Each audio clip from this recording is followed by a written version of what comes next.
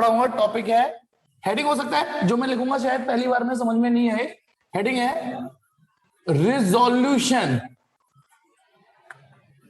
Of a vector into its two rectangular component.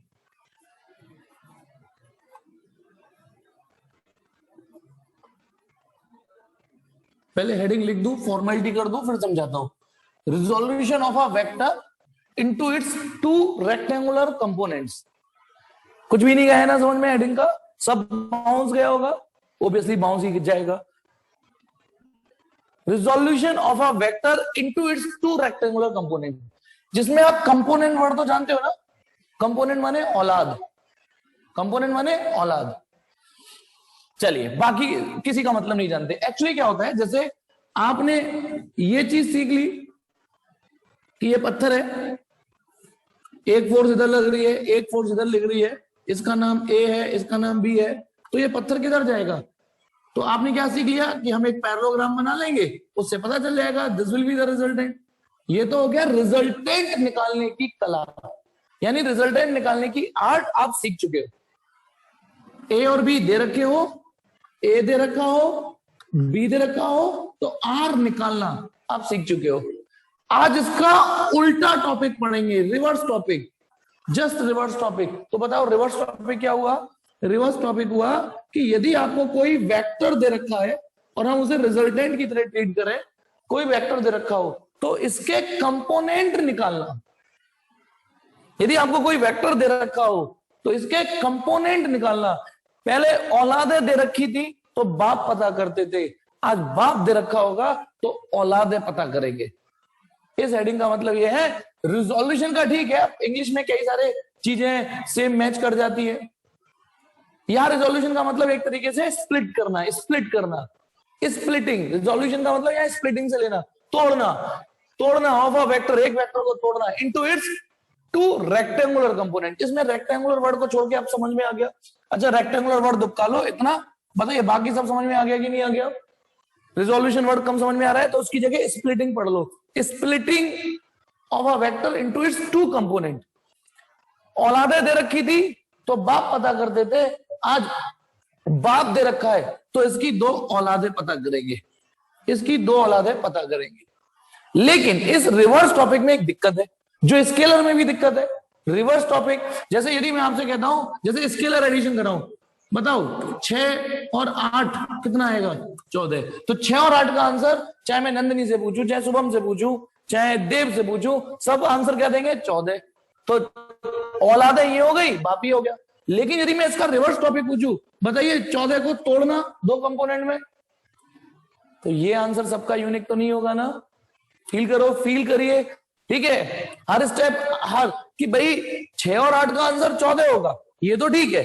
लेकिन यदि मैं कहता हूं इसका रिवर्स करो, तो हो सकता है कोई इसको 10 और 4 करके तोड़ दे, हो सकता है कोई इसे 8 और 6 करके तोड़ दे, कोई इसको 3 और 11। इनफाइनाइट पॉसिबिलिटीज हैं, इनफाइनाइट पॉसिबिलिटीज हैं, क्योंकि कोई पॉइंट में भी तो आ सकता है।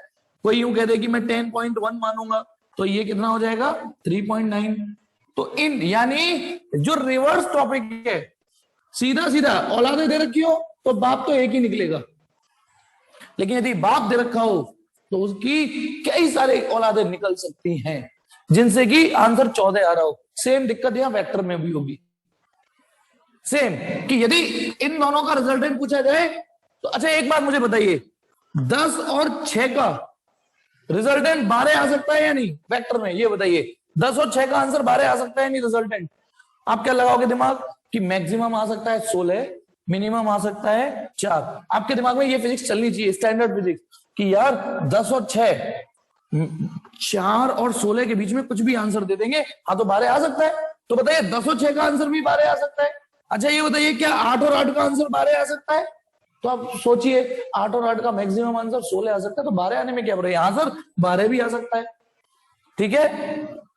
तो अब आप सोचिए कि 12 का रिजोल्यूशन तोड़ोगे यानी पलट के लाओगे, ये तो रिजल्टेंट हो गया। जब रिजल्टेंट को तोड़ोगे तो हो सकता है 10 और 6 निकले, रिजल्टेंट को तोड़ोगे तो 8 और 8 निकले, ये भी आंसर सही हो सकता है, ये भी आंसर सही हो सकता है। लेकिन बताइए 10 और 6 आंसर बाहर दे और 8 और 8 आंसर बाहर दे, तो अंतर एक चीज और होता है ना, थीटा। केवल 10 और 6 से थोड़ी नहीं आंसर निकलेगा, 10 और 6 कितने एंगल पे लग रहे हैं, 8 और 8 किस एंगल पर एक्टिवेट हो कि वो आंसर बाहर दे। ठीक है, तो अब देखिए हम ये टॉपिक सीधा सीधा निकालना सीख गए, ए और बी दे रखे हो तो रिजल्टेंट निकालना, लेकिन रिजल्टेंट दे रखा हो उसको 2 पार्ट में तोड़ना।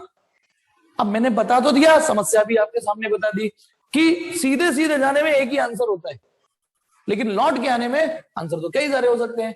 तो अब इतनी सारी बसर तो नहीं पढ़ सकते ना, इतनी सारी बसर तो नहीं पढ़ सकते ना। तो ये जो रेक्टेंगुलर वर्ड है उसका मतलब समझाता हूं, resolution of a vector into it's 2 component. नहीं, क्योंकि यदि मैं रेक्टेंगुलर वर्ड हटा दूं तो वो तो बहुत सारे आंसर आ जाएंगे, ये भी आंसर सही होगा, ये भी आएगा, into 2 rectangular component. Rectangle word से बना है रेक्टेंगुलर कंपोनेंट। इस वर्ड का मतलब समझिए कि जैसे ये कोई वेक्टर दे रखा हो, ठीक है, ये वेक्टर दे रखा हो, क्लियर है, इसको आपको रिजोल्व करना है। इस रिजोल्व वर्ड को कैसे स्किल करना है, स्प्लिट करना है। तो मुझे एक बात बताइए, एक मिनट, मान लो आपको 2 ऐसे कंपोनेंट दूं, ऐसे कंपोनेंट दूं जो आपस में 90 डिग्री पर हो, ए और बी, सपोज करो। अब मैं यहां पर कोई पॉइंट पार्टिकल मान लेना, ए चाह रहा है तू मेरे साथ चल, बी चाह रहा है नहीं नहीं मेरे साथ चल, मेरे संग चल, मेरे संग चल, मेरे संग चल, मेरे संग चल, तो ये बॉडी किधर जाएगी, आप एक पैरेललोग्राम बनाओगे, बनाओगे ना, बनाओगे नहीं बनाओगे पैरेललोग्राम। लेकिन इस बार क्या एडिशनल मिल गया आपको, इस बार जो मैंने पैरेललोग्राम बनाया है वो रेक्टेंगल भी है। इस बार जो मैंने पैरेललोग्राम बनाया है वो रेक्टेंगल भी है। किसी पैरेललोग्राम में एक एंगल में 90 हो गया ना तो सब 90 हो जाएंगे। तो अब आप बताइए, बताइए यदि ये ए हो ये बी हो, नो डाउट रिजल्टेंट ऐसे आएगा ना, ये रिजल्टेंट आएगा। तो ऐसे 2 कंपोनेंट जो आपस में 90 डिग्री हो, ऐसे कंपोनेंटों को रेक्टेंगुलर कंपोनेंट बोलते हैं। बताइए रेक्टेंगुलर कंपोनेंट वर्ड का मतलब समझ में आ गया, ऐसे 2 कंपोनेंट, ऐसी औलादें जो आपस में 90 डिग्री ही एंगल बनाए, 90 डिग्री एंगल बनाए। Rectangular component means if component have the 90 degree angle between them. नाम ऐसा क्यों पड़ा, एक बार और बताता हूं, क्योंकि जब मैं ऐसे कंपोनेंटों से पैरेललोग्राम बनाता हूं तो रेक्टेंगल ही सामने निकल के आता है, रेक्टेंगल ही सामने निकल के आता है। तो यानी हेडिंग का मतलब ये है, मैं ऐसे 2 कंपोनेंट तोड़ूंगा, ऐसे 2 कंपोनेंट तोड़ना सिखाऊंगा, ऐसे तो बसड़ हो जाएगी, ऐसे 2 कंपोनेंट ढूंढेंगे हम और आप मिलके जिनके बीच का एंगल 90 डिग्री हो। ये एक स्टैंडर्ड टॉपिक है। मतलब जैसे मैंने आपसे कहा ये 10 न्यूटन है, पापा 10 न्यूटन है, तो इनकी वो 2 औलादें निकालो जो 90 डिग्री पर हो। तो एक औलाद इधर हुई तो एक औलाद इधर होगी एग्जैक्टली, यानी ये एंगल 90 डिग्री होना चाहिए। पापा मान लो ऐसे है, मान लो 20 न्यूटन के हैं पापा, रिजल्टेंट यानी, तो एक औलाद इधर होगी तो एक औलाद ऐसे होगी। बताओ इस वाले फिगर में ए और बी के बीच का एंगल कितना दिखाया है, 90। ठीक है, तो रेक्टेंगुलर कंपोनेंट का मतलब ये है। चलिए अब मैं आगे बताता हूं, रेक्टेंगुलर कंपोनेंट तो समझ में आ गया। अब सुनिए, मान लो आपको 2 परपेंडिकुलर डायरेक्शन दे रखी है, ये ईस्ट हो सकता है, ये नॉर्थ हो सकता है, ये हॉरिजॉन्टल हो सकता है, ये वर्टिकल हो सकता है, कोई सी 2 परपेंडिकुलर डायरेक्शन दे रखी है ना, कोई सी भी 2। ये परपेंडिकुलर, चलो मैं अभी टॉपिक ऐसे पढ़ा रहा हूं, ये 2 परपेंडिकुलर ऐसे भी हो सकते हैं, ठीक है, ये 2 परपेंडिकुलर ऐसे भी हो सकते हैं, ऐसे करा दूंगा प्रैक्टिस। फिलहाल मैं इस फिगर को लेके चल रहा हूं, और मान लो आप वेक्टर ऐसे दे रखे हो, R, this is R vector है ना, ये दिस इज आर वेक्टर। अब आपको ये पता करना है इसकी 2 औलादें, और वो भी कौन सी 2 औलादें, रेक्टेंगुलर औलादें ढूंढनी है। कितना सिंपल टॉपिक है। आप क्या करिए, इसके टिप से, इसकी टिप से एक परपेंडिकुलर यहां डालिए, डाल दिया, और एक परपेंडिकुलर यहां डाल दीजिए, क्लियर है। तो जहां परपेंडिकुलर गिरा है, यहां से लेके यहां तक की लेंथ तो एक औलाद होगी, और यहां से लेके यहां तक की लेंथ एक औलाद होगी। तो ये रही एक औलाद ए और ये रही एक औलाद बी। बोलो रिजोल्यूशन कितना आसान टॉपिक था। अब फील करो, उल्टा फील करो, सोचो यदि मैं आर वेक्टर नहीं दे रहा होता, आपको ए और बी ऐसे 2 वेक्टर दिए होते, सोचो यदि ए और बी वेक्टर ऐसे दिए होते और आपसे कहता कि बेटा आप रिजल्टेंट निकालो, तो आप क्या करते? आप पहले एक पैरेललोग्राम सजाते, देन उसके बाद आप एक रिजल्टेंट ऐसे ड्रॉ करते। करते नहीं करते? तो बात तो वही हुई, बात तो वही हुई, हुई कि नहीं हुई? यानी एक बार फिर से परेशान करता हूं मैं आपको। यदि मान लो आपको ये दो डायरेक्शन दे रखी है ना, और आपको एक वेक्टर ऐसे दे रखा है ये रहा, और आपको इसकी दो औलादें पता करनी है, और उन दो औलादों के बीच का एंगल कितना है? 90। मैं बार बार इसलिए बोलता हूँ कि रट जाए चीजें। तो आपको क्या करना है? इसकी टिप से एक परपेंडिकुलर तो यहां ड्रॉ कर देना, एक परपेंडिकुलर यहां ड्रॉ कर देना। तो एक औलाद तो ये होगी और एक औलाद ये होगी, खत्म। जिसकी जैसी लेंथ है, ये छोटी लेंथ आ रही है तो छोटा मैग्नीट्यूड होगा, इसकी लेंथ बड़ी आ रही है। एक औलाद ए है, एक औलाद बी है। एक बार और फिर देखते हैं। अच्छा, आप फिर उल्टा सोचो कि यदि ए और बी दे रखे होते तो पैरेललोग्राम ऐसी तो बनाते, तो रिजल्टेंट ऐसी तो डायगोनल में फिट होता। एक और बार देखते हैं। मान लो ये दो डायरेक्शन दे रखी है, ऐसे भी हो सकता है, रिजल्टेंट ऐसे दे रखा है मान लो, ठीक है। आप ये इसकी दो औलादें पता करनी है कि ये किन किन दो रेक्टेंगुलर कंपोनेंटों का पापा है, बाप है। तो आप क्या करोगे? यहां से एक परपेंडिकुलर ड्रॉ करोगे, यहां से एक परपेंडिकुलर, तो यानी कर दिया। तो इतनी लेंथ एक औलाद हो गई, इतनी लेंथ एक औलाद हो गई, खत्म हो गया। कितना आसान टॉपिक है। मतलब सीधी सी बात है, एक औलाद। यदि नाम तुम्हारी इच्छा है, आप ए से बोलो, ए से बोलो, मैं तो ए से बोलूंगा तो बी से बोल दो, रामलाल श्यामलाल कुछ भी नाम रख दो। तो बोलो ये टॉपिक समझ में आ रहा है नहीं आ रहा? मान लो रिजल्ट, एक बार ऑपरेशन करो, रिजल्टेंट ऐसे दे रखा है आर वेक्टर। तो आपको करना क्या है? यहां से टिप से एक परपेंडिकुलर यहां डालो, एक यहां डालो, तो यहां से यहां तक का लेंथ और यहां से हो गई दो औलाद। कितना आसान था। अब देखिए, मान लो तुमको यदि ये एंगल थीटा भी पता हो, इमेजिन करो ये वाला एंगल पता है थीटा तुम्हें, ये वाला एंगल थीटा पता है तुमको, मतलब आपको दो चीजें पता है, यानी एक आर पता है और एक थीटा पता है। आपको ये पता है कि और पापा कितनी वैल्यू के हैं और पापा किसी स्पेसिफिक डायरेक्शन के साथ कितना एंगल बना रहे हैं, तो पता है। अब आपने ज्योमेट्रिकली तो खींच दिया कि ये रही एक औलाद, ये रही एक औलाद।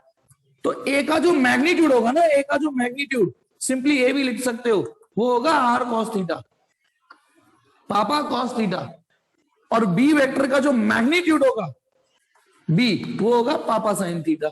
मतलब पापा जिसके संग थीटा एंगल बना रहे होंगे, वो वाली औलाद पापा ने इस फिगर में, यानी आर वेक्टर ने ए के साथ थीटा एंगल बना रखा है, आर ने ए के संग थीटा एंगल बना रखा है।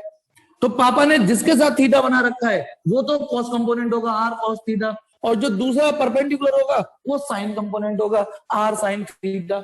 जैसे यदि मान लो मुझे ये वाला एंगल पता है, सपोज करो थीटा, तो ये वाला कंपोनेंट आर कॉस थीटा होगा मैग्नीट्यूड में, और इसका मैग्नीट्यूड आर साइन थीटा होगा। पापा ने जिसके संग भी थीटा बना रखा है, मान लो यहां पापा ने इसके संग थीटा बना रखा है, तो ये जो लेंथ होगी वो आर कॉस थीटा होगी, ये वाली लेंथ ये आर साइन थीटा होगी। ये निकला कैसे? ये कोई आकाशवाणी नहीं हुई, कोई आकाशवाणी नहीं हुई। ये जो ट्राइंगल बन रहा है ना, मान लो ओ ए ओ एम एन, कोई आकाशवाणी नहीं हुई। इसी ट्राइंगल में O M N, triangle O M N दिख रहा है, triangle O M N.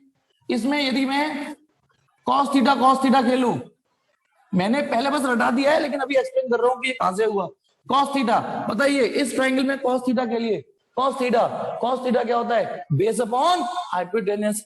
Base कितना है? जल्दी बोलो, बेस कितना है? ए का मैग्नीट्यूड ए, ये रहा, और हाइपोटेनस कितना है? आर का मैग्नीट्यूड, है ना। तो बताइए ए की वैल्यू कितनी आई? आर कॉस थीटा आई या नहीं आई? मैं आपसे क्या कह रहा था? ए की वैल्यू आर कॉस थीटा आएगी। मैंने डायरेक्ट रटा दिया आपको। रटना क्या है? पापा जिसके संग थीटा बना रहे होंगे वो कॉस कंपोनेंट होगा और दूसरा वाला साइन कंपोनेंट होगा। चलिए, ट्राइंगल ओ एम एन में एक बार साइन थीटा और खेलिए। इसी ट्राइंगल में साइन थीटा के लिए, साइन थीटा क्या होता है? Perpendicular upon hypotenuse. बताओ, परपेंडिकुलर यही तो है, इसकी लेंथ वही तो होगी जो इसकी लेंथ है, इसका मैग्नीट्यूड वही तो होगा जो इसका होगा, तो परपेंडिकुलर बी है, बोलो बी, और हाइपोटेनस आर है। तो बताइए बी की वैल्यू कितनी आई? Are sine theta. ये वो टॉपिक था। मतलब आपको मैंने बातों बातों में क्या पढ़ा दिया? ये समरी है। सब मिटा दूं तो ये रही कि यदि कोई एक वेक्टर दे रखा हो ठीक है, तो टिप से परपेंडिकुलर डालना, तो एक औलाद होगी जिसके संग थीटा बनना होगा वो आर कॉस थीटा, मतलब पापा कॉस थीटा, पापा का नाम कुछ और होगा, जैसे आर की जगह वी लिख रहा हो तो वी कॉस थीटा, एफ लिख रहा हो तो एफ कॉस थीटा, पापा कॉस थीटा, पापा साइन थीटा। ये है बेटा, और अभी इसके सवाल कराऊंगा तो और अच्छा समझ में आएगा। यहां मैं एक चीज और बता दूं, पहले ये बताओ ये रट लोगे या नहीं रट लोगे, ये बताओ रट लोगे कि नहीं। अच्छा मान लो मैं आपको एक चीज और क्लियर करता हूं, एक चीज और क्लियर करता हूं, एवं चेकिंग, एवं चेकिंग, हमें शक हो रहा है कि ये इसकी औलादे नहीं है, हमें इसकी शक हो रहा है कि ये जो दो औलादे हैं वो इसकी नहीं है, तो कोई बात नहीं, हमारे मेडिकल साइंस में डीएनए टेस्ट होता है ना, डीएनए टेस्ट करते हैं। हमें डाउट है कि इनका पापा नहीं है, हमें डाउट है कि R cos theta R sine theta औलाद नहीं है, तो बेटा बताइए सर, आपको सर की बात पे यकीन नहीं है, नहीं यकीन कि ये जो आर कॉस थीटा वैल्यू है, ये जो आर साइन थीटा है, ये इसकी औलाद नहीं है। मुझे बताइए आर कॉस थीटा, यदि हम सीधे सीधे चलते कि एक वेक्टर दे रखा होता आपको आर कॉस थीटा और एक वेक्टर दे रखा होता आपको आर साइन थीटा, और इनके बीच का एंगल 90 हुआ होता, और आपसे मैं कहता इनका रिजल्टेंट निकालो, आपसे मैं कहता इनका रिजल्टेंट निकालो, तो आप रिजल्टेंट कैसे निकालते, ए का स्क्वायर है ना प्लस बी का स्क्वायर करते, A square plus B, A square plus B square plus 2a B cos, समझ रहे हो नहीं। अब बताओ कॉस कौन बोलेगा, कॉस की वैल्यू यहां, यहां क्या रखना है मुझे, जल्दी बताओ क्या रखना है। जी हाँ 90, क्यों 90 क्यों रखा, क्योंकि ये जो दो औलादे हैं, क्योंकि A square plus B square plus 2ab cos theta, A square plus B square plus 2ab cos theta, वो जो थीटा रखते हैं ना वो आपस का एंगल होता है जो कि 90 है, कॉस 90 हम तो डूबेंगे जन्म, तुम्हें भी ले डूबेंगे, इतना टर्म खत्म खल्लास, हटा जाओ गिगड़ा, तो केवल एक ये बच रहा है। बताओ इन दोनों में क्या कॉमन आ रहा है, आर स्क्वायर, इसमें क्या बचा कॉस स्क्वायर थीटा, इसमें क्या बच रहा है साइन स्क्वायर थीटा, ये हो गया 1। तो अब तो उत्तरी यार, हाँ सच्ची पापा तो ये निकले, ओ हाँ यार आर कॉस थीटा और आर साइन थीटा के पापा आर निकले, समझ में आया, डू यू पल्ले। ये कि एक बार और समरी दे रहा हूं, फटाफट समरी, ताकि प्रैक्टिस कर लीजिए आप, यहीं मैंने आपको क्या पढ़ाया है उसकी प्रैक्टिस कर लीजिए, एसएस लेना है जल्दी एसएस मारते चलो, कुछ चीजें अपने आप कर लिया करो, ठीक है। टिक टिक 1 2 3 4 5। देखिए अब मैंने आपको क्या टॉपिक पढ़ा दिया, ठीक है, क्योंकि पेपर में हमें इसका इस्तेमाल करना है कि यदि आपको दो परपेंडिकुलर डायरेक्शन दे रखी हो, सुनना प्रैक्टिस करा रहा हूं अब दोबारा से, दो परपेंडिकुलर, उसमें एक एमआई वेक्टर दे रखा हो आर वेक्टर, यदि आर वेक्टर ने ये एंगल बना रखा है थीटा इस डायरेक्शन के साथ, तो आपको करना क्या है, इसकी टिप से एक परपेंडिकुलर तो इधर डालना और एक इधर डालना, तो इतनी लेंथ को डार्क कर देना, यानी एक औलाद तो ये होगी और एक औलाद ये होगी। अब इस औलाद का नाम तुम चंपा शंपा रानो कुछ भी दो, इसका कुछ भी दो, लेकिन इसकी वैल्यू जो होगी वो होगी आर कॉस थीटा और इस औलाद की वैल्यू होगी आर साइन थीटा।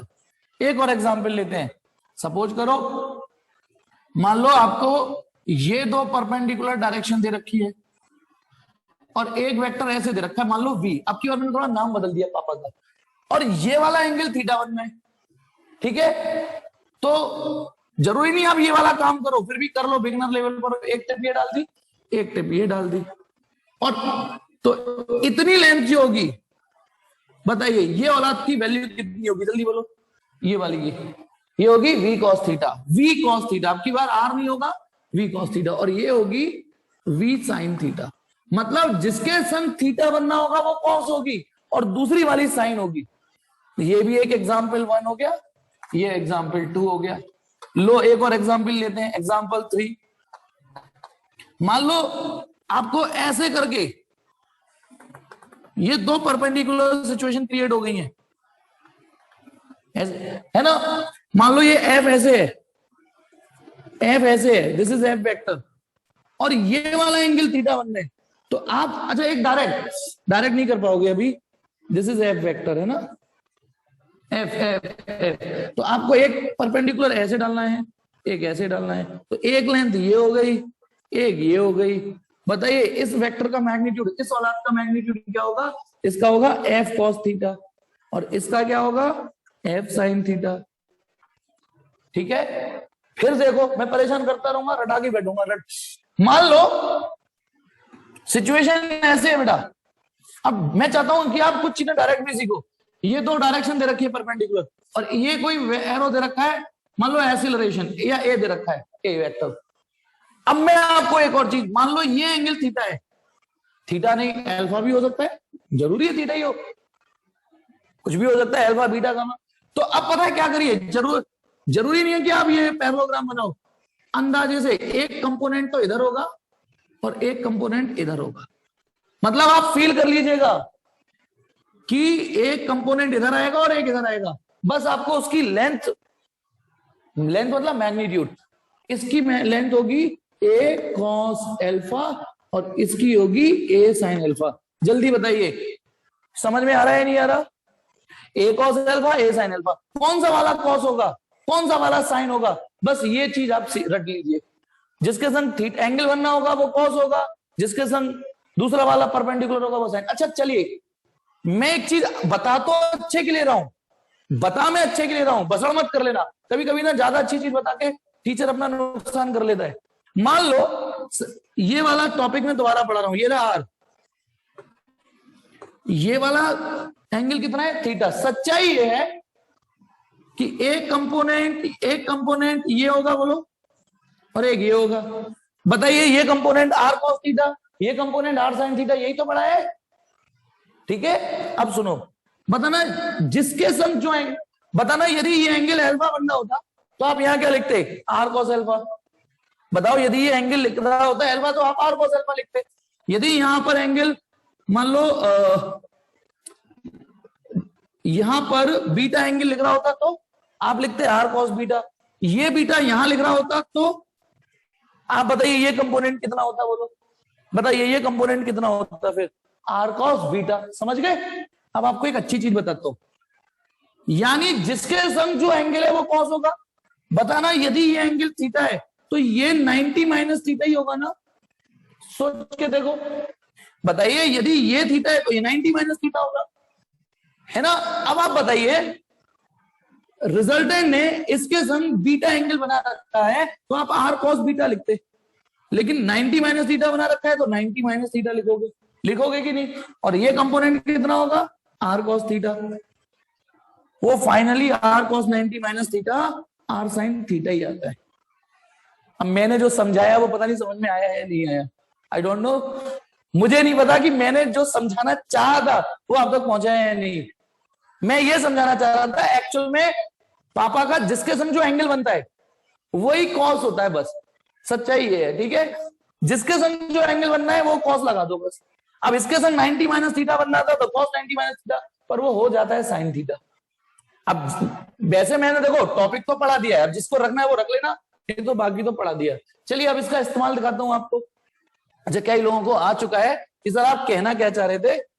ठीक है, चलिए अब आ जाइए, देखता हूं कि मेरी ये बात रेक्टेंगुलर कंपोनेंट की आप तक पहुंची या नहीं पहुंची। अच्छा एक चीज और आपके दिमाग में एक चीज आ रही होगी कि हम जब 6 और 8 14 कर चुके, रिजल्टेंट निकालना जानते तो उल्टा क्यों जाना चाह रहे होंगे? कभी कभी ना उल्टा चलने में भी फायदा हो जाता है। शेर या चीता देखा होगा, टाइगर एक कदम पीछे कर रहा होता है, तो वो एक कदम पीछे क्यों कर रहा होता है? मोमेंटम लेने के लिए, अपने शिकार को अच्छे से पकड़ने के लिए। मैं आपको एक चीज बताता हूं, मैंने आपसे कहा 15 प्लस 25 कितने हुए? सबको पता है, बच्चों वाला सवाल है, कितने हो गए? 40। लेकिन बिलीव मी, आपने ना इस जगह क्या किया होगा? आपने इन दोनों में से किसी एक का 5 इसे दे दिया होगा। 30 और 10 40, शायद कुछ ऐसे किया हो कि इसका 5 या तो इसका 5 इसमें दे दिया होगा या इसका 5 इसमें दे दिया होगा। हम कभी कभी अपनी बताना स्पीड बढ़ाने के लिए, जैसे मैं आपसे कहूं 32 प्लस 28 कितना होगा, तो आप क्या करते हो, साला इसका 8 निकाल के इसमें डालते हो, पहले करते हो कि नहीं, 32 + 28 में तो आप क्या करते हो, एक तरीका क्या अपनाते हो, इसका 8 उठा के ये हो गया 40 और 20 60, कितना हो गया आंसर 60। अब समझना, स्लो मोशन में समझना, पता है आपने क्या किया, 32 इसको 8 + 20 किया, ये चीज आपने लिखी नहीं पर आपके दिमाग में हो गई, क्योंकि आप इसके यूज टू हो चुके हो, इसलिए इतनी स्पीड से हो गया। तो आपने इसको 8 + 20 किया, तो बताइए आपने कंपोनेंट तोड़े या नहीं तोड़े। अब इसको तोड़ के इसका 8 इसमें घुसेड़ दिया, 32 और 8 40 और 20, हाँ हो गया। किया कि नहीं किया बोलो। तो जैसे, तो बस यही जो फायदा हम यहां लेते थे ना, वही फायदा हम इस रिजोल्यूशन से यहां लेंगे। बताओ, एडिशन करने के लिए भी आपने रिजोल्यूशन कर दिया यहां पे पहले, तो कभी कभी रिजोल्व करके रिजल्ट अच्छे से आ जाता है जल्दी से, ठीक है, जल्दी स्पीड से बढ़ाने के लिए 32 और 8 40 और 20 60 हो, फटाफट 60 हो गया। तो यही है बेटा रिजोल्यूशन का कॉन्सेप्ट। चलिए, चीजें तब अच्छे से आएंगी जब मैं आपको सवाल कराऊंगा। देखिए, जैसे क्वेश्चन है 72, क्वेश्चन नंबर 72 शीट का, a force is inclined at 60 degree to the horizontal. अब देखिए, एक डायरेक्शन है हॉरिजॉन्टल, सब जानते हैं जमीन के पैरेलल को हॉरिजॉन्टल बोलते हैं और जमीन के परपेंडिकुलर को वर्टिकल बोलते हैं। This is H for horizontal, V for vertical, दोनों आपस में 90 डिग्री होती है। अब क्वेश्चन क्या कह रहा है, कोई फोर्स है जो हॉरिजॉन्टल से 60 डिग्री एंगल बना रही है, ये 60 डिग्री एंगल बनना है हॉरिजॉन्टल के साथ। If the horizontal component of the force is 40 Newton. अब एक मिनट बताना, ये कोई फोर्स है, पापा है ना, एफ वेक्टर, वो ये कह रहा है कि ये पापा हॉरिजॉन्टल के साथ 60 डिग्री एंगल बना रहे हैं। तो बताना, एक कंपोनेंट इसका ये होगा और एक कंपोनेंट ये होगा। अब इसका नाम आप जो रखना चाहो, F1 F2 रख दो, कि एक औलाद का नाम F1 है, एक औलाद का नाम F2 है, आपकी इच्छा है। आप सुनो, नाम में कुछ नहीं लगा, आप FH और FV भी डाल सकते हो, ये सिंबल भी डाल सकते हो। सर ने बोला ना, जैसे दिस इज पापा की मतलब औलाद हॉरिजॉन्टल डायरेक्शन में, औलाद पापा की औलाद वर्टिकल डायरेक्शन में। अब गिवन क्या है, एक तो ये दे रखा है कि ये 60 डिग्री है, ऑल्सो गिवन एक चीज दे रखी है, सवाल पढ़ोगे, ये जो FH है ना, इसका मैग्नीट्यूड 40 न्यूटन है। अब मैं चाहूंगा कि सवाल एक बार आप भी पढ़िए, पढ़िए, क्या सवाल ऐसे ही था, सॉल्यूशन बात की चीज है, पहले सवाल पढ़ना सीखिए, सवाल पढ़ना सीखिए, उसको फिगर में डालना सीखिए, डालना, जल्दबाजी नहीं करनी। मुझे पता है कि होशियार बच्चे जो इसे सॉल्व भी कर चुके होंगे, लेकिन क्या क्वेश्चन पढ़ने के बाद यही इमेज बन रही है, नहीं बन रही है आपकी, ये कि एक फोर्स है हॉरिजॉन्टल के साथ 60 डिग्री एंगल बना रहा है ना, तो एक औलाद आपकी इतनी होगी, एक औलाद ये रही, एक ये रही, है ना, एक औलाद ये रही, और ये वाली जो हॉरिजॉन्टल वाली औलाद है वो 40 न्यूटन। अच्छा, ज्यादा से ज्यादा फिगर में क्या अंतर आ सकता था, हो सकता है कोई फिगर को ऐसे इंटरप्रेट करे कि एक फोर्स ये रही, ये 60 डिग्री एंगल है हॉरिजॉन्टल के साथ, तो उससे कोई फर्क नहीं पड़ने वाला भाई। ज्यादा से ज्यादा कोई फिगर को ऐसे इंटरप्रेट करेगा कि पापा ये रहे, हॉरिजॉन्टल के साथ 60 बन रहे, तो एक औलाद ये होगी, एक औलाद ये होगी। तो चलिए, उसने क्या पूछा है, उसने पूछा है कैलकुलेट द वर्टिकल कंपोनेंट। अब देखिए सॉल्यूशन स्टार्ट करते हैं। क्वेश्चन क्या पूछा है, यदि हॉरिजॉन्टल FH 40 न्यूटन है तो FV कितना होगा। तो सॉल्यूशन क्या है, देखिए सबको पता है कि अभी मैं लिख देता हूं, मिटा दूंगा, FV की वैल्यू होगी F sin 60, होगी या नहीं होगी, FV की वैल्यू होगी F sin 60। उसके लिए हमारे पास F तो नहीं है ना, तो चलिए बताना, यदि हमने FH निकाला होता, हमने FH निकाला होता सिंस FH, तो हम ऐसे निकालते या नहीं निकालते बोलो। यदि हमने FH निकाला होता, ये वाला कंपोनेंट, तो पापा cos थीटा होता या नहीं होता। सोच के देखो, पहला सवाल है, बहुत धीमे धीमे चल रहा हूं, सबको कैच होना चाहिए। यदि हम निकालते ये वाला कंपोनेंट, क्योंकि पापा ने इसके साथ थीटा बना रखा है, तो FH हमारी नजर में FH cos थीटा होता। अब FH की वैल्यू दे रखी है कि ये वाली वाला 40 है और ये हमें पता नहीं है, और cos 60 की value 1/2, 40 equal to F into 1/2, तो एटलीस्ट पापा निकल के आ गए 80 न्यूटन के। हमें हालांकि पापा नहीं निकालने थे, लेकिन रिजल्टेंट यानी रिजल्टेंट 80 न्यूटन का है। अब जो कैलकुलेट करना है, देयरफॉर बताइए वर्टिकल कंपोनेंट, बताइए ये वाला कंपोनेंट का मैग्नीट्यूड, मैग्नीट्यूड कितना होगा पापा साइन थीटा, है ना। बताइए पापा आपने निकाल ही लिया 80, साइन की जगह साइन, थीटा की जगह 60, 80 की जगह 80, साइन 60 की जगह √3/2, और ये हो गया 40√3 न्यूटन। अब मैं आपको एक टास्क दे रहा हूं, एक टास्क दे रहा हूं, ठीक है। ये तो मैंने आंसर निकाल दिया, आप बिगनर लेवल पर हो ना, इसलिए बहुत धीमे धीमे करा रहा हूं, वरना आप फटाफट इससे डायरेक्ट भी निकाल सकते थे, आपको एफ निकालने की शायद जरूरत नहीं पड़ेगी कुछ दिनों बाद, लेकिन कोई नहीं। हमने ये निकाला है कि एक औलाद का मैग्नीट्यूड 40 है, एक का मैग्नीट्यूड 40√3 है। 40√3 बड़ा होता है ना, ठीक।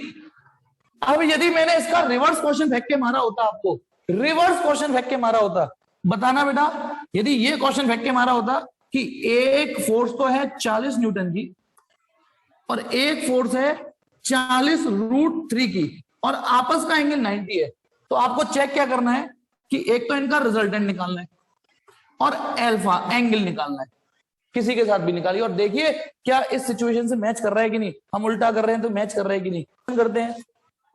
नेक्स्ट क्वेश्चन है 73rd, वो कह रहा है एक एरोप्लेन है, टेक ऑफ करते वक्त वो तिरछा हो जाता है ना, यू हवा में चलते वक्त ऐसा होता है, लेकिन जब वो टेक ऑफ कर रहा होता है तो ये, और लैंड कर रहा होता है तो यू हो जाता है। अभी टेक ऑफ की पोजीशन है, तो पहले ऐसे सिचुएशन बना ली मैंने, एरोप्लेन यू टेक ऑफ कर रहा है, take off at an angle 30 degree, ठीक है, टू द हॉरिजॉन्टल के साथ 30 डिग्री एंगल बना के टेक ऑफ कर रहा है।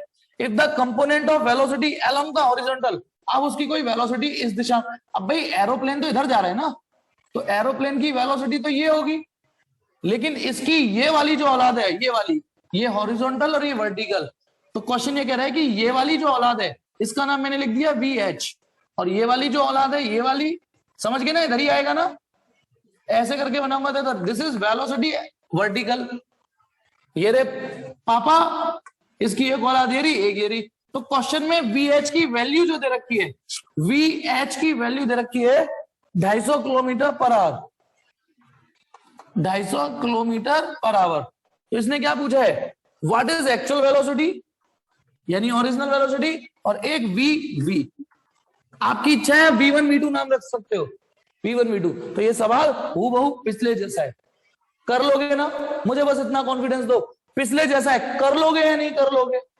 मैं आगे बढ़ू, सवाल समझा दिया मैंने, ठीक है, सिर्फ 2 लोगों की हाँ आई, नंदिनी, अब 4 हो गए, अब 6 हो गए,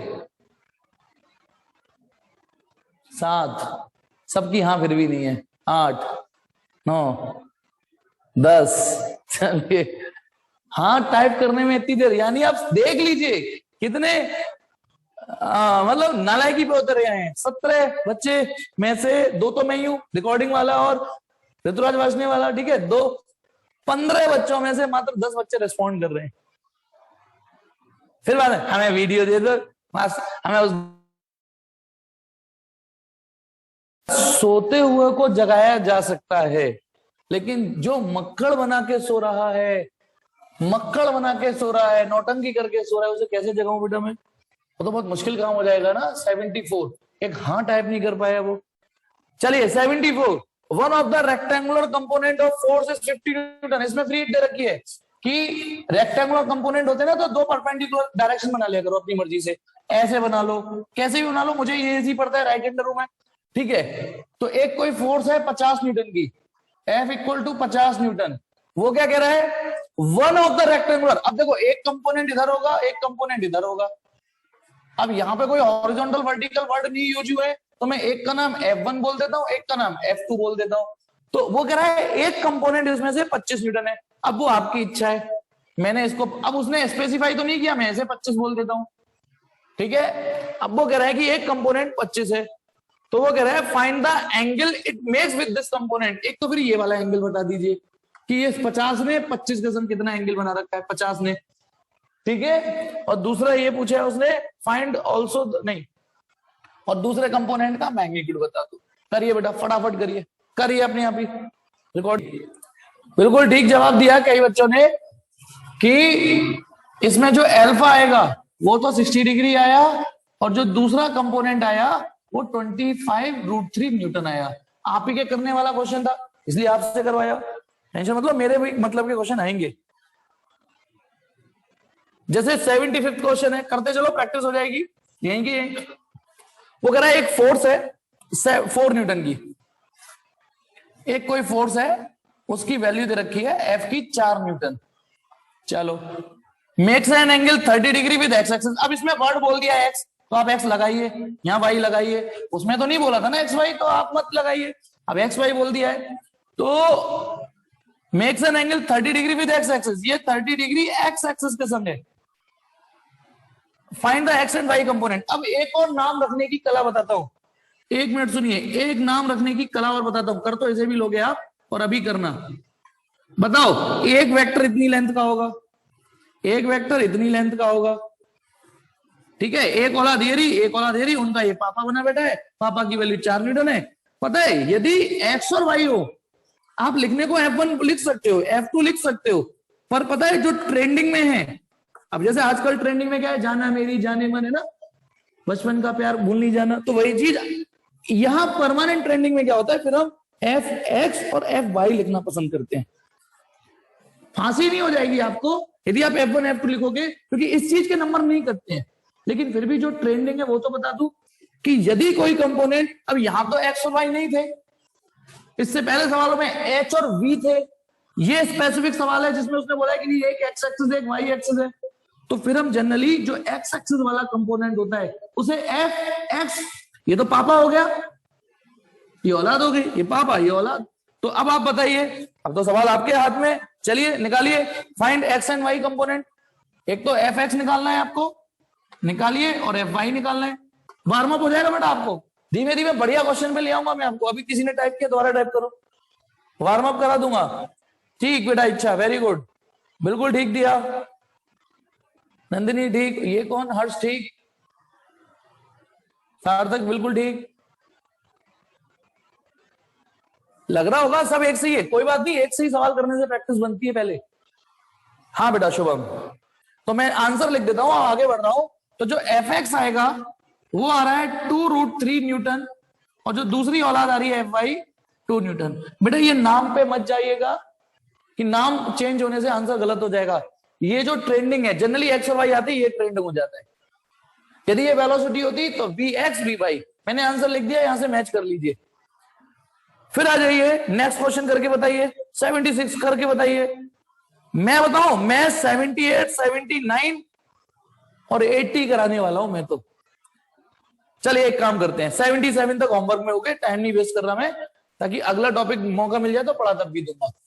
चलिए, इन सवालों को एक एक बार फिर करना घर पे। कहां तक, 77 तक। नाउ आई एम, पहले मैं 79 करा रहा हूं, 79। इसमें कोई शायद कंपोनेंट का यूज नहीं है, लेकिन करिए, देखिए। Find the resultant force of the following forces. हमें रिजल्टेंट निकालना है, और एक किसी पार्टिकल पर हावी हो गई है। इस बार ईस्ट वेस्ट नॉर्थ साउथ इशारा मैंने दिख गया, ये रहा ईस्ट, ये वेस्ट, ये नॉर्थ, ये साउथ। तो देखिए बेटा, 4 फोर्स है, एक तो 30 न्यूटन, एक 20, 50, 40। तो 30 न्यूटन के हिसाब से मैंने 3 यूनिट का ऐसे एरो बना दिया, सपोज करो। This is F1। F1 की मैग्नीट्यूड कितना है, 30 न्यूटन। दूसरा फोर्स है 20 न्यूटन का नॉर्थ की ओर, तो थोड़ा छोटा एरो दे दो इसको। This is F2 vector. F2 का मैग्नीट्यूड सवाल में कितना दे रखा है, 20 न्यूटन। तीसरा फोर्स है 50 newton due west, 5 unit length दे दो इसको। This is F3। F3 का मैग्नीट्यूड कितना है, 50 न्यूटन। और एक फोर्स और लग रही है 40 न्यूटन ड्यू साउथ, 40 न्यूटन ऐसे। This is F4। F4 की वैल्यू कितनी है, 40 न्यूटन। अब सुनिए, एक पार्टिकल है, 4 फोर्सेस लग रही हैं उस पे, मतलब रजिया है, गुंडों में फंस गई। 4 गुंडे आ गए हैं, 4। एक गुंडा खींच रहा है ईस्ट की ओर, एक वेस्ट की ओर, एक नॉर्थ, एक साउथ, ऐसे करके ये वैल्यूज दे रखी हैं। 4 फोर्सों का रिजल्टेंट निकालना है। मैंने तो 2 का सिखाया है, तीन सिखाया है दो का, कि दो का रिजल्टेंट कैसे निकालते हैं, है ना। दो वेक्टर का सम, कि तीन का नहीं सिखाया मैंने, सिखाया है मैंने आपको एक चीज सिखाई थी। यदि एक पार्टिकल पे ऐसे ऐसे तीन फोर्स लग रही हो तो पहले की नहीं दो का रिजल्टेंट निकाल लेना पैरेललोग्राम बना के, फिर इसका इसका निकाल देना, बताया ना। लेकिन एक और चीज बताता हूं आपको, बताना यदि 10 प्लस 5 प्लस 6 प्लस -10 ये सम निकालना हो आपको, इमेजिन करो ये सम निकालना हो, तो बताना क्या आप यही सिस्टम यूज करते हो? 10 और 5 15 और 6 21, 21 में से 10 गए 11। बताना क्या ऐसे ही करते हो सवाल? ऐसे ही करते हो जैसे मैंने बोला था कि 10 और 5 15 और 6 21 में से 10 गए 11। कुछ लोग ऐसे करते हैं, लेकिन कुछ लोग क्या करेंगे पता है? मैं हटा सावन की घटा बत्ती बुझाए ले, जो मौका दिखा उसको कर दिया पहले सॉल्व, 5 और 6 11 खत्म। एक तरीका ये भी तो है, या नहीं? नो डाउट मैंने आपको बताया है कि सीधे सीधे चलो जोड़ दीजिए, लेकिन हमें अपनी बुद्धि का इस्तेमाल क्या करते हैं? पहले जो इजीली सॉल्व हो जाए उन्हें पकड़ लो, पहले जो इजीली सॉल्व हो जाए उन्हें पकड़ लो। तो अब सुनिए, मुझे इन चार फोर्सों का रिजल्टेंट निकालना है। तो सुनिए बेटा, दिमाग में ये नहीं लाना कि एक फोर्स ये रही, एक ये रही, एक ये रही, एक ये रही। दिमाग में क्या ला रहे होगे? पहले इन दोनों का रिजल्टेंट निकाल लेते हैं। ऐसे निकाल लिया। अब इन दोनों से कहो नमस्ते, जाओ भाई साहब नमस्ते, ये मैंने रिजल्टेंट। अब इन दोनों का रिजल्टेंट निकालो पैरेललोग्राम बना के, है ना। फिर जो आए इनसे नमस्ते करो, फिर इसका निकालो रिजल्टेंट। अब बावरे हो जाएंगे हम तो बजाय उसके। अच्छा गलत नहीं आएगा आंसर, जैसे सीधे तरीके से चले तो भी वही कह रहा है, ऐसे खींच दिया मीटर मैंने तो भी कह रहा है। पता है क्या करिए? पहले या एक काम करूं, मैं ABCD नाम दूं, वो ज्यादा अच्छा लग रहा है मुझे। ABCD मेरा काम, ABCD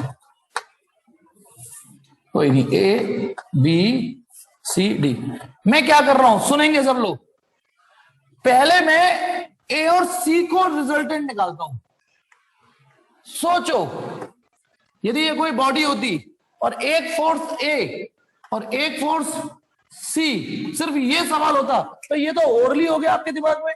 बताना A है 30 न्यूटन, ये 30 न्यूटन की वैल्यू है 30, और ये कितनी वैल्यू है 50।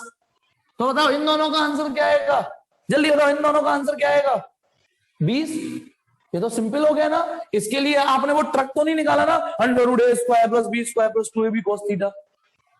अब आधी किलो चीनी लानी हो तुम ट्रक निकाल रहे हो। बताना एक 30 और ये 50, तो इसका रिजल्ट तो आ गया ना। कितना आएगा बोलो? 20 न्यूटन। आएगा नहीं आएगा 20 न्यूटन? तो आप इन दोनों को अलग सॉल्व कर लीजिए और इन दोनों को अलग सॉल्व कर दीजिए, क्योंकि नो डाउट मैं मानता हूं वेक्टर का एडिशन थोड़ा रुलाने वाला होता है, वेक्टर एडिशन, लेकिन हम उस रोने में थोड़ा सा देखिए। अब आप मैं क्या कर रहा हूं समझ में आए तो बता देना। ये रहा वेस्ट, ये रहा ईस्ट, ये रहा नॉर्थ, ये रहा साउथ। ए और सी में तगड़ा कौन है? सी, क्योंकि ए 30 न्यूटन का और सी 50 न्यूटन का।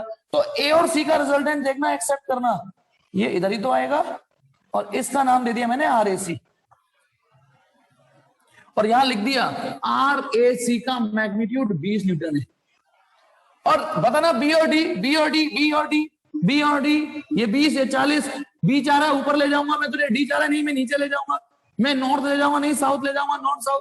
तो इन दोनों का रिजल्टेंट इधर आएगा RBD।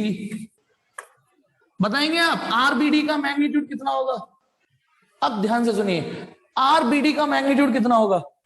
जी हाँ, वो भी बाय चांस कोइंसिडेंटली 20 न्यूटन ही आया। ये कोइंसिडेंट है, ठीक है, ऐसा कुछ। अब आप बताइए, मैं पहले इसका रिजल्टेंट निकालता, पैरेललोग्राम खींचता, फिर उसका C से निकालता, फिर उसका D से निकालता, सीरियसली बावरे हो जाते।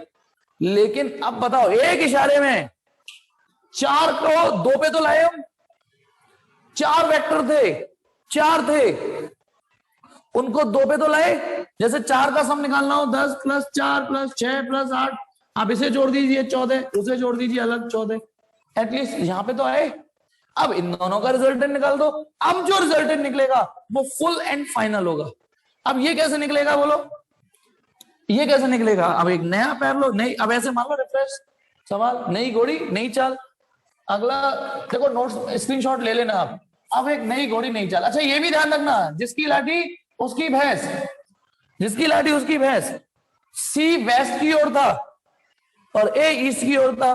तगड़ा ये था तो इन दोनों का रिजल्टेंट 20 न्यूटन वेस्ट की ओर आया। इन दोनों का जो तगड़ा था ये उसकी ओर आया। अब बताना, एक फोर्स तो ये रही आपके पास, इसका नाम है आर ए सी वेक्टर, और एक फोर्स ये रही आपके पास R B D vector. This is west, this is south. अब आप बताइए रिजल्टेंट कैसे निकलेगा? ऐसे ऐसे और बीचों बीच। This is final resultant. बताओ मैंने ये वर्ड क्यों बोला बीचों बीच? बताइए मैंने ये वर्ड क्यों बोला बीचों बीच? क्यों बोला? क्योंकि ये दोनों मैग्नीट्यूड में बराबर थे। तो बीचों बीच का मतलब जब पूरा एंगल 90 है तो ये 45 आएगा।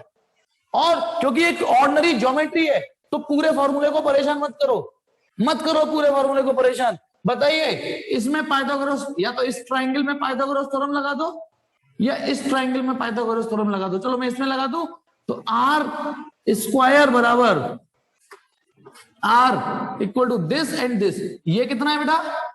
जितनी लेंथ उसकी उतनी लेंथ इसकी। आर ए सी का मैग्नीट्यूड का स्क्वायर, आर बी डी का मैग्नीट्यूड का स्क्वायर। बोलो बस पाइथागोरस थ्योरम। और यदि वो पूरा भी लगाओगे आप बेटा, यदि वो पूरा भी लगाओगे 2ab cos 90 आ जाएगा, क्योंकि इन दोनों के बीच का एंगल 90 है। cos 90 खत्म। ठीक है चलिए, तो बताइए ये भी 20 का स्क्वायर 20 का स्क्वायर 20√2 न्यूटन। और यदि इस एंगल को आप अल्फा मान रहे हो, वैसे तो मैं बता चुका हूं 45 आएगा बीचों भी, लेकिन नहीं आप तो तमीज से चलना चाह रहे हो, तो tan alpha equal to perpendicular upon base. Perpendicular है आर ए सी और बेस कितना है आर बी डी। अब आर ए सी भी 20 है, ये भी 20 है, तो ये आ गया 1। tan अल्फा बना रहा है तो अल्फा 45 है। डू यू पल्ले it or not? Tell me टेलो डू यू पल्ले और नॉट? पल्ले पढ़ना तो चाहिए बेटा, ये धीमे धीमे प्रैक्टिस से आएगा। ठीक है ये चलिए, एक इररिलेवेंट क्वेश्चन दे रहा हूं जिसकी नियत पढ़ने की हो। अपना पूरा 90 है ना, क्या चीज अपना पूरा 90 नहीं समझा देव? तुषार किस चीज के लिए थैंक यू? अल्फा, अच्छा अल्फा नहीं, अल्फा 90 नहीं है भैया, अल्फा तो 45 है। ये पूरा एंगल 90 है बेटा, देखो ये पूरा 90 है। आई डोंट नो देव तेरे दिमाग में क्या चल रहा है अचानक से? अच्छा क्वेश्चन के लिए, अच्छा थैंक यू बेटा, थैंक यू बेटा आप लोगों को भी कि आपने इस पैंडेमिक में भी भरोसा किया कि मैं ऑनलाइन भी उतनी एफिशिएंसी, सीरियसली ऑनलाइन में भी मैं उतनी एफिशिएंसी दे रहा हूं जितनी ऑफलाइन में देता, यदि चीजें सही चल रही होती। भगवान से दुआ करो कि चीजें सही हो जाएं। फर्स्ट बुक नहीं तो सेकंड बुक तो हम आमने सामने पढ़ सकें।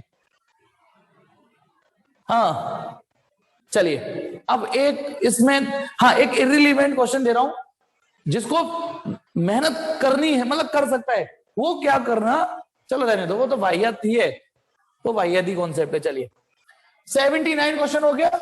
अब देखिए 79 क्वेश्चन से वार्म अप करने के बाद अब एक क्वेश्चन नंबर 80 करते हैं। क्वेश्चन नंबर 80, नेक्स्ट क्वेश्चन इसका वो क्या कह रहा है? A ball is acted upon by the following velocity. अब एक बॉल है, उस पर कई सारी वेलोसिटी हावी है। एक कह रहा है मेरे संग चल, एक कह रहा है मेरे संग चल। कौन कौन सी? यहां पे एक छोटी सी बॉल मान ली मैंने, ये ईस्ट वेस्ट नॉर्थ साउथ। वो क्या कह रहा है? एक वेलोसिटी तो 3 मीटर पर सेकंड, एक 5√2, एक 11। तो बेटा 11 के हिसाब से मैं पहले 3, एक वेलोसिटी देखो ये रही, किधर की ओर है? 3 मीटर पर सेकंड ड्यू ईस्ट। ये v1 है और इस v1 की मैग्नीट्यूड है 3 मीटर पर सेकंड। यानी यहां पर कोई पार्टिकल इमेजिन करिए, उसको एक v1 ईस्ट की ओर धक्का दे रहा है, ईस्ट की ओर कंपेल कर रहा है, इधर चल। दूसरी वेलोसिटी है 11 मीटर पर सेकंड ड्यू साउथ। अब सोचो 3 के लिए मैं ये मैग्नीट्यूड यूज कर रहा हूं, ये लेंथ 3, तो 3 और 3 6 और 3 9, लगभग इतनी मैग्नीट्यूड 11। ऐसा कोई वो नहीं है कि आप स्केलिंग ही करो एकदम से, थोड़ा सा दिमाग में रख सकते हो ऐसे। अब कौन सा ग्राफ पेपर पे फिगर बना रहे हो, और ग्राफ पे बनाओगे फिर तो एक्यूरेट बनाना पड़ेगा कि ये 3 है तो 11 उसी हिसाब से बनाना पड़ेगा। This velocity is south, toward south, v2। v2 का मैग्नीट्यूड कितना है, 11 मीटर पर सेकेंड। तो एक वेलोसिटी इधर, एक वेलोसिटी इधर, और एक है 5√2 मीटर पर second due north east. North east, north east बिल्कुल बीचों बीच ऐसे। दिस इज v3, और ये डायरेक्शन को थोड़ा dot dot, this is north east. मतलब ये वेक्टर तो यहीं पे खत्म हो गया है, यहीं पे इतना ही है, वो डायरेक्शन को थोड़ा सा फील करा दिया मैंने। ये north east, north east, north और ईस्ट का बिल्कुल बीचों बीच होती है, यानी ये एंगल 45। तो क्वेश्चन ये है कि यहां पर कोई पार्टिकल है। अच्छा, v3 की वैल्यू तो लिख दूं मैं, 5√2 मीटर पर सेकेंड। मैग्नीट्यूड यहां लिख रहे हैं, डायरेक्शन यहां मेंशन है। तो उसने कहा है find the magnitude and direction of the resultant velocity. अब मैग्नीट्यूड ही निकालिए, डायरेक्शन भी मतलब निकालिए आप। तो मैं यहां रिकॉर्डिंग पॉज कर, मैं कराता हूं अब, ठीक है। देखिए, ये तो तुमको दिख गया कि v1, v2, v3। अच्छा, ये एंगल 45 है, ध्यान रखिएगा ये वाला, क्योंकि बिल्कुल बीचों बीच दिया है, तो ये 45 डिग्री है। मुझे v1, v2, v3 का रिजल्टेंट निकालना है। अब मुश्किल ये हो गई कि गाली तो मुझे दे रहे होगे कि आसान वाला खुद ने करा दिया, पिछला वाला। अब कठिन वाला आया तो कह रहे खुद कर लो। लेकिन चलिए, अब यहां हम पता है क्या करेंगे यार। पिछले सवाल में क्या था, एक इधर थी, एक इधर थी, एक इधर थी, एक इधर थी, इसलिए सब फटाफट हो गया। ये इसने सोल्व कर लिया ये। अब इसमें तो रहता ये फैल गया, एक तिरछा जा रहा है, इसने रहता। यदि ये तिरछा नहीं होता तो आप थोड़ा कुछ कोशिश करते। तो पता है क्या करिए आप ये जो v3 है, ये धीमे धीमे प्रैक्टिस से आएगा बेटा, प्रैक्टिस से आएगा। इसके लिए कोई मंत्र नहीं है, प्रैक्टिस से आएगा।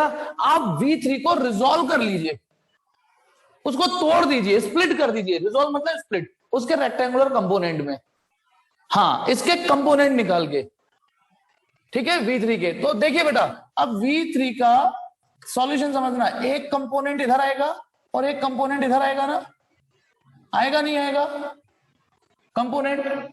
थोड़ा सीधा कर देता हूं, ये धीमे धीमे प्रैक्टिस से आएगा। अच्छा, हम वैसे भी कर सकते हैं कि पहले v1, v2 का रिजल्टेंट निकाल लो, फिर v1, v2 का जो रिजल्टेंट आएगा उसका v3 से निकाल दो।